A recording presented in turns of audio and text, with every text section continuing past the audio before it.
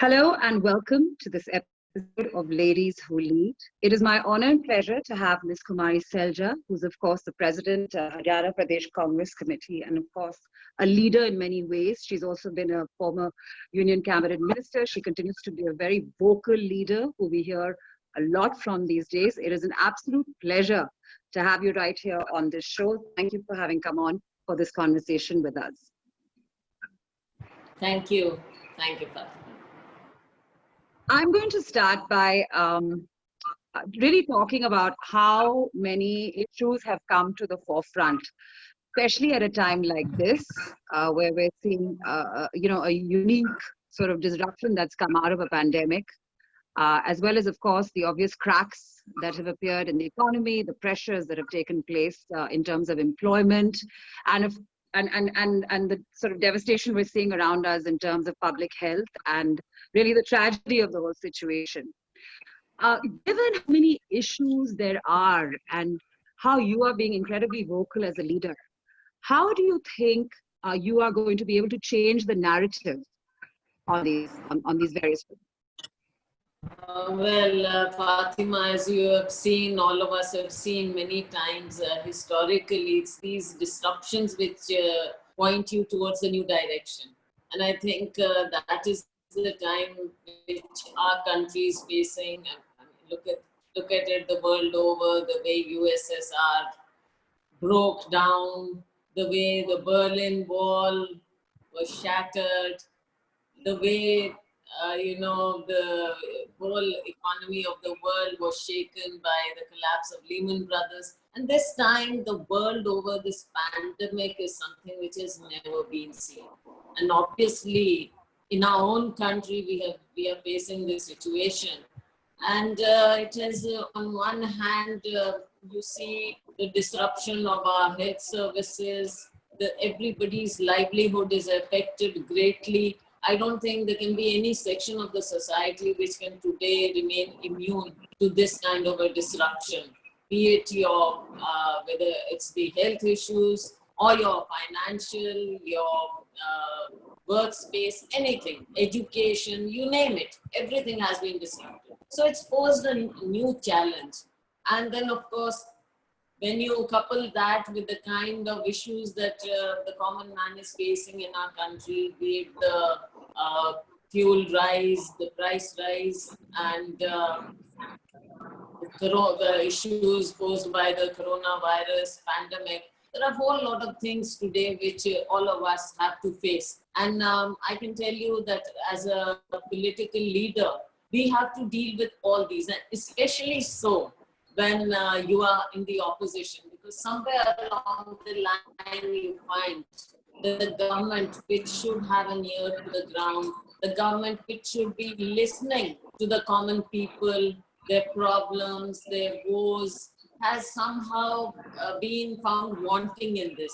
So our role becomes even more responsible because as an opposition leader, you have to kind of try to wake up the government to these realities. For example, let me give you a short example.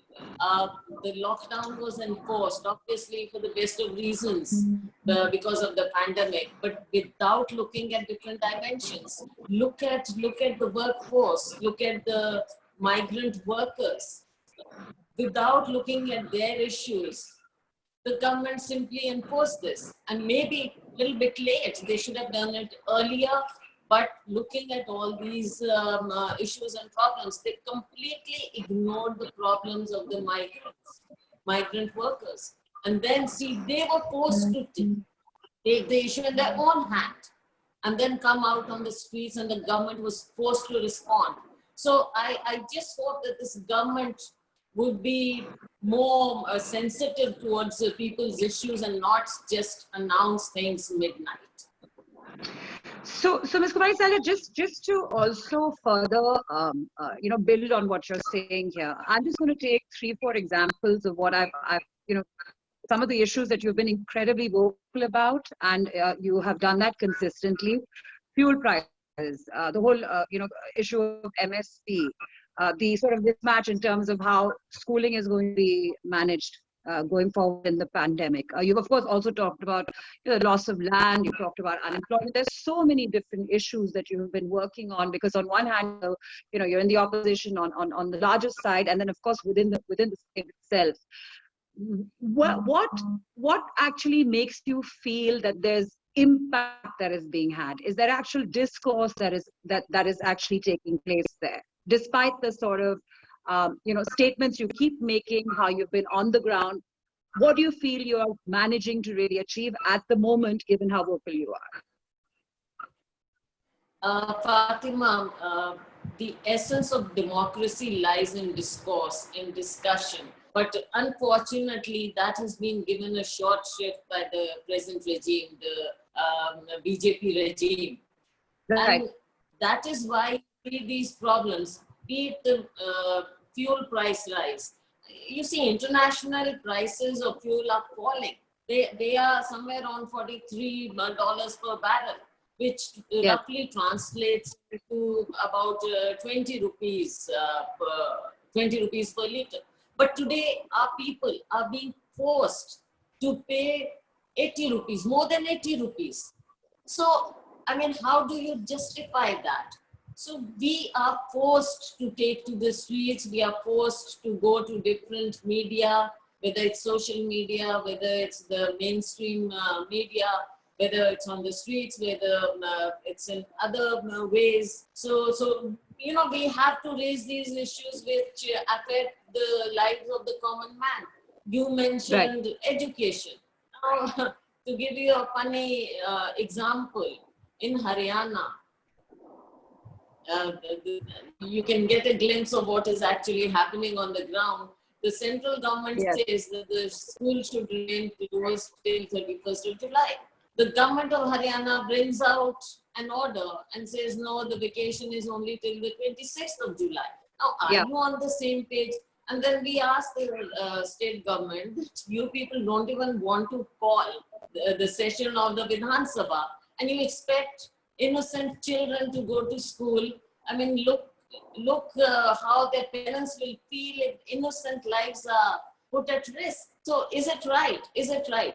But unfortunately, these things come about when there is no discussion with the stakeholders. This is where this government is found wanting. No discussion with different stakeholders. Look at the plight of the farmers in my state. I can tell you, they have been put through such hardships. And today, when the sowing season is on, you raise fuel prices, you raise diesel prices. Can you imagine what kind of an effect it will have on the Indian economy? Right down and then to we the forgot last about the locust attack also that took place. There was also, I mean, it's been a really tough time. Pardon? I said there was of course also the locust attack that took place. I mean, it's been relentless when it comes to the kind of hardship. Yes, absolutely, Fatima. Because when they first came in, they were detected first time.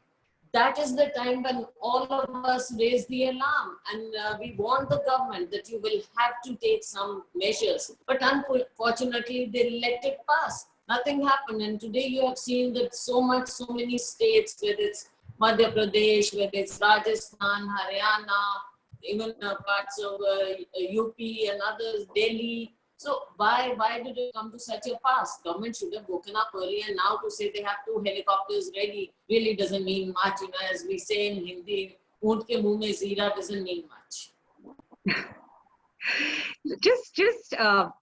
Given what we're discussing here, and we've talked about various stakeholders. I mean, on one hand, I of course would also like to talk about, entrepreneurs in a way. We've talked about farmers. We've talked about migrant workers. There are many stakeholders that are involved at the moment who seem to be somewhat alienated or suffering, given the sort of lack of clarity or execution we're seeing from the government. How would you change this, and how easy do you think it's going to be to improve from where we are at the moment? See, it's not something that has suddenly cropped up with the corona pandemic. Let me take you back a little few years earlier, when all of a sudden, the stroke of midnight, what happens? at night. Yes. It's not exactly midnight, but it was announced a little bit earlier. But it happened at midnight that you suddenly go in for demonetization without warning, without any preparation. And that is actually when the problems for our Indian economy started. So today it is the pandemic, but it started with the demonetization, and then the way the GST was executed in such a faulty way. So, all these things have been building up. And today, okay, you can blame the pandemic for everything, but in reality, you know that you can't, because this was long time coming in the last few years. And this was all because of the wrong policies being followed by the BJP government. And that is because your production fell. Look at your last quarter figures. Our production was in any case falling. Our GDP was shrinking. Even Yes. before the pandemic started, which should have actually, the lockdown should have started earlier, but say post February, March, if you talk about that. So the problems had already started. And now instead of actually targeting these issues, the government is again now going around, sometimes they'll come up with something, sometimes they start talking about,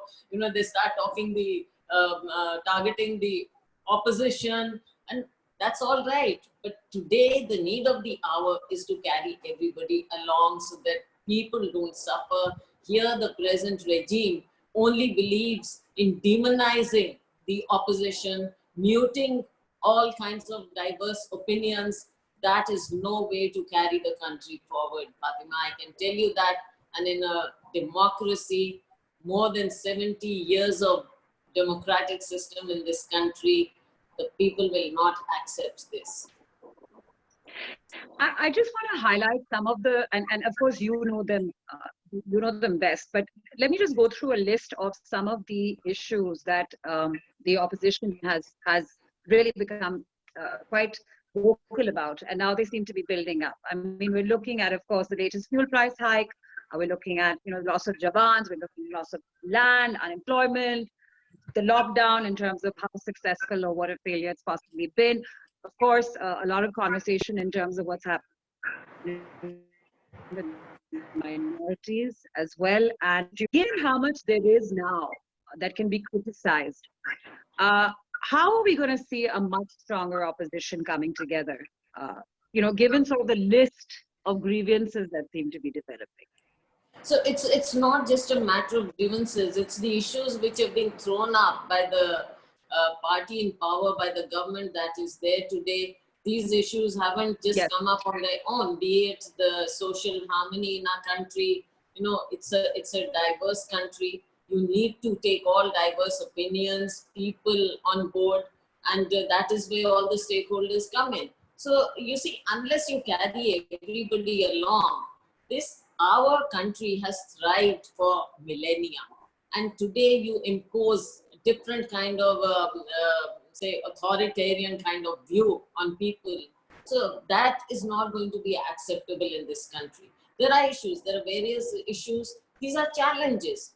These are challenges of a free and fair country, and which any government in power should actually take it in their stride and carry people along. Every party has a different, say, ideology. But when you're in the seat of power, I think you need to carry everyone along. And in this country, in a thriving democracy, without that, I don't think the country can really go forward. So there will always be issues, there will always be challenges, but it is how the government faces these challenges.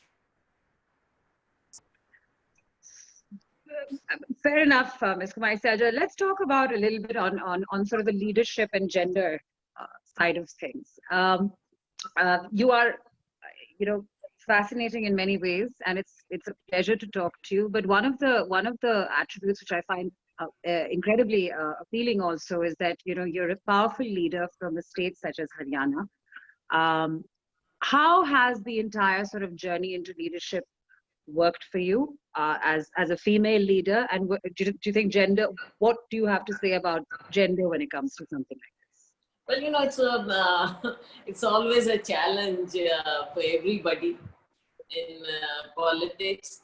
And I suppose the common perception is that women find it harder. And the perception is not without a foundation, let's say, because there are fewer women in the political arena. I wish there were more. So all of us face fair risks and these kind of challenges, but then we all come along because basically, whether it is politics, whether it is any other field, you need to have commitment, I feel. And once your commitment is there, that gives you confidence. And all of us need to have confidence to fight in any arenas, and also more so, I guess, in the political arena. For me, yes, it has been personally a long journey, not without problems. But then, which journey is so smooth anyway? But I also feel that once you reach a certain level, it is also incumbent upon us that we help others. And I feel that it is incumbent upon me that having come through this over about 3 decades in politics, I can understand some issues better. I can understand the difficulties faced by other women. And I would most certainly be more sensitive towards all this, and I would definitely try to help women so that for them, at least for some, it may be a little bit smoother.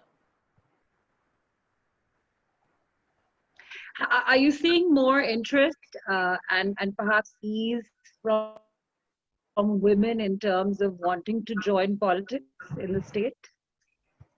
Oh yes, there are a lot of women who do want to join politics, and I must say that I would like to remember Rajiv Gandhi ji here, because he was very committed to this, and he's the one who thought of bringing women right down at the grassroots level into decision-making process. When he talked about Panchayati Raj and the local self-government having reservation for women, that is where it started. And today you have so many, you have thousands and thousands of women at different levels who are ready to take on more responsible positions.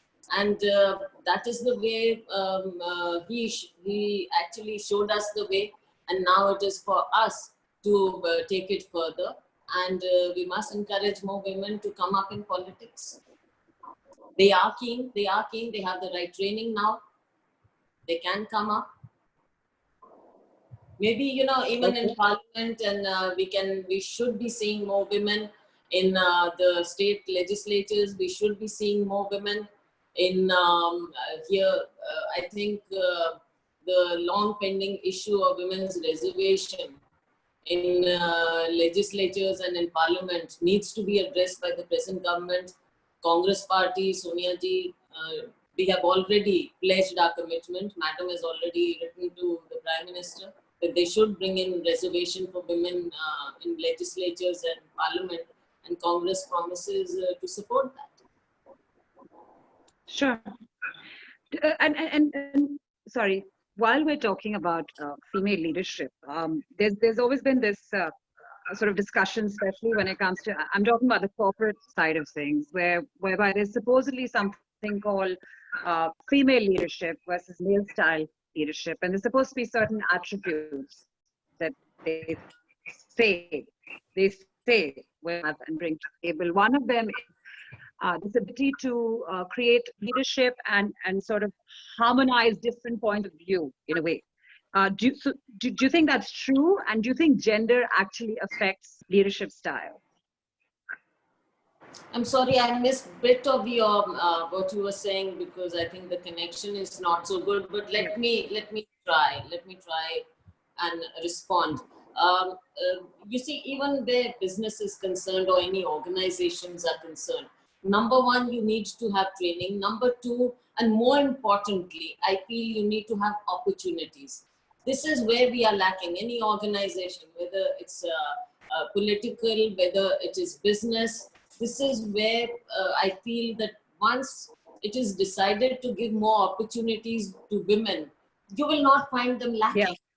Yeah, so it cannot, you really cannot divide it along the lines, have a vertical division of women versus men. There can't be any versus, because today the world has changed Right. vastly. And if you start having these kind of divisions and so-called glass ceilings, I'm afraid then the world will suffer, because in the new order of Right. things, in the age of innovation, unless there is equal opportunity for everybody, the world will suffer. And everyone has to see that, whether it is the smallest organization, business enterprise.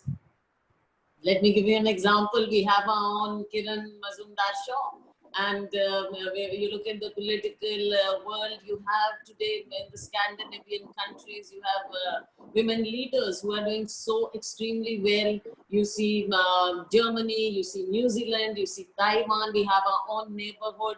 Bangladesh, you have women leaders everywhere. And I can say for sure that, not just because I happen to be a woman, but the world has acknowledged that these women leaders, democratically elected women leaders, have done far better in dealing with the current pandemic than, say, some authoritarian male regimes. Yes, there was a survey, in fact, that came out about the female leadership and how that's been correlated to handling this entire crisis in a certain way. One of the big attributes of a good leader is someone who has learned from mistakes, and someone who perhaps is public about showing how they have learned, or taken steps forward. Can you tell me anything about such an experience of yours, in terms of learning from mistakes, in terms of feeling that you've evolved from something that's been challenging when it comes Yes, to of leadership? course.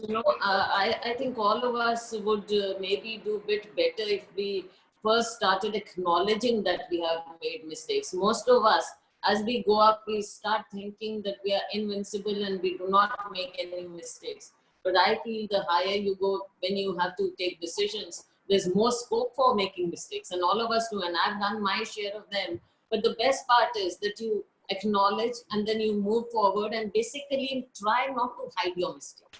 If you hide your mistakes, then it seems that you are not being truthful, and your commitment will take a hit, because even if you hide it from anybody, others will see through that. You see, public perception is very sharp. So I have made my share of mistakes and I have learned from them. And I hope that I will continue to learn with my experience. How do you sort of work around your own team, so to speak? What is life all about with the team? What is it all about? Sort of remaining the kind of credible leader that you are. What's it like to be in your life in terms of how But things work around you?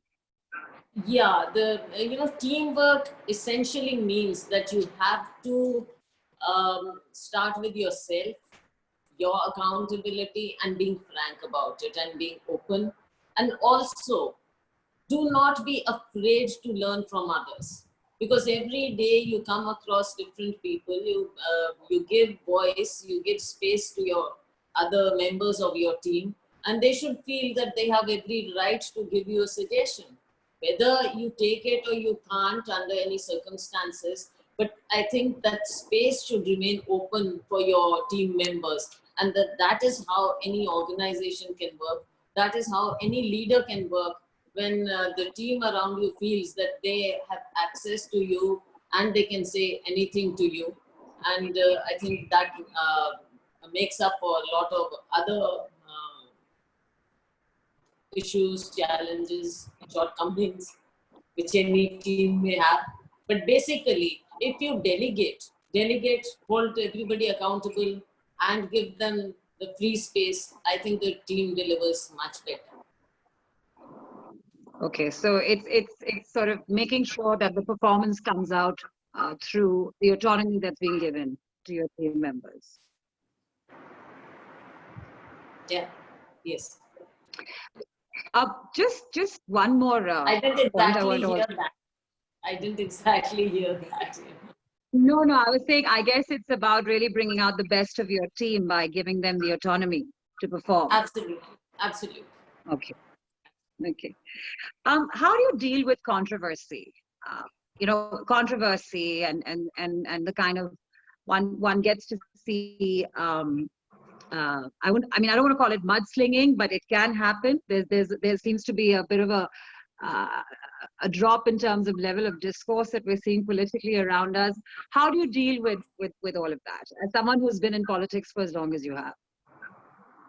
Well, that's all right. You have to take it in your stride because everything comes as a package. You can't just have it good and smooth sailing all along. So that's all right. If these things come your way, you have to deal with them. Controversies have to be dealt with. Basically, I feel that you have to be true to yourself firstly and foremost. Only then you can be true to the world. It's your conscience that will first tell you whether you're on the right path or not. The others will judge you next. So in public life, your own conduct plus public perception, both are equally important. Okay.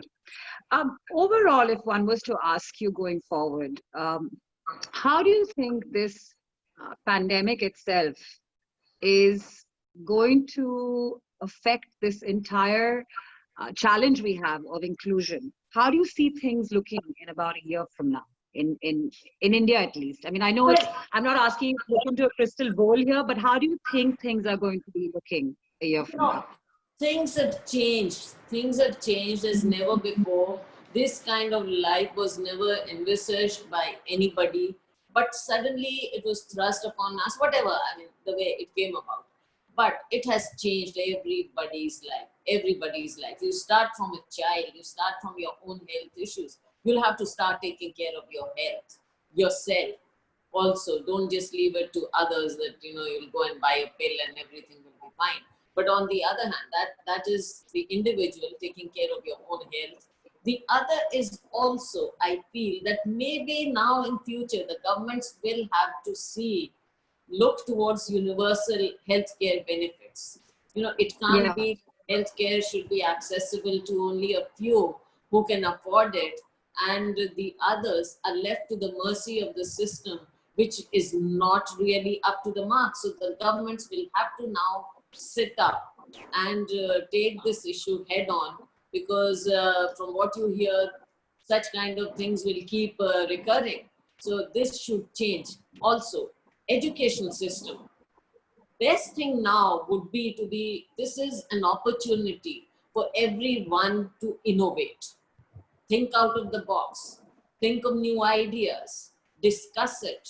Open a discourse with public, exchange of ideas.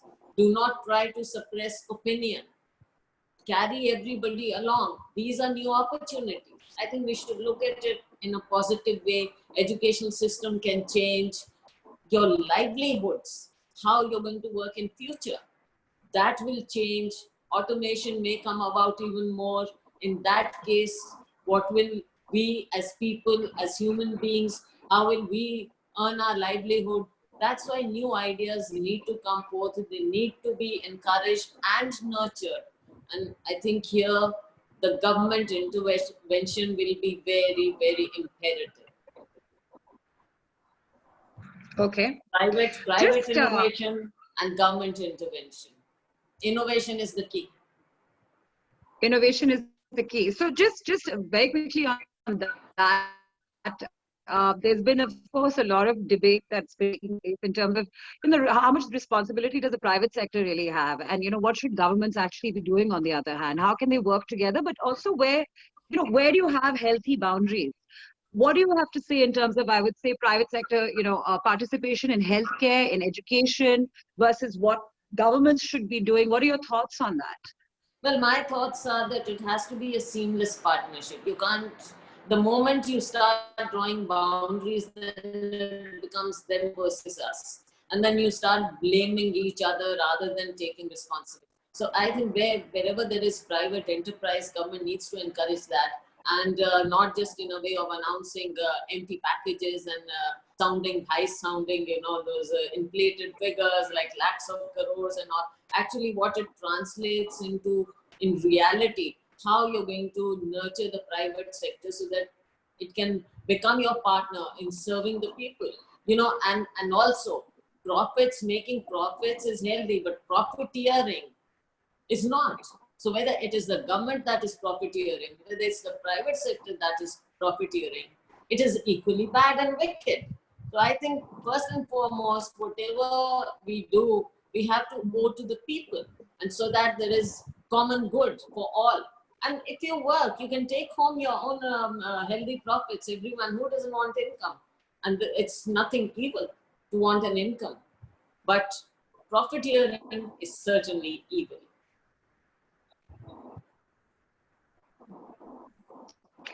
And just as I come to a close on this conversation with you, Ms. Kumari Selja, what are your immediate priorities going to be in Haryana itself? What are you really focused on right now, and what are the sort of timelines you're giving some of those goals? No, at the moment, there are a lot of issues. Of course, there are a lot of constraints as well. Let me be the first to admit, because in such times of a pandemic, you can't really have the kind of freedom that you would want, or which is due to any citizen. So all of us have to work under a lot of constraints. But despite that, I think it is our responsibility as the principal opposition party in Haryana to see to it that no matter which section, the poorest, the most backward, the Dalits, women, students, the farmers, the small entrepreneurs, the shopkeepers, you name it. We have to be their voice, whether it's the education system, whether it's livelihood, whether it's the poorest trying to earn their living, even I would say the employees, government employees, they are also facing huge challenges today, our frontline warriors. So we have to be their voice. And that is a big responsibility which my party and I and all our other state leaders, we march into it together, and we work for the service of the people. And service should not be a bad word. I think, politically, as Indiraji used to say, that politics is mainly service to the people. Do not look for positions, do not look for any other thing. It's basically you have to come into it with an attitude to serve the people. And I think today that is the key word, that all of us need to serve the people. And in Haryana Congress, and I'm heading the Haryana Congress. In Haryana, we will all serve the people. Okay.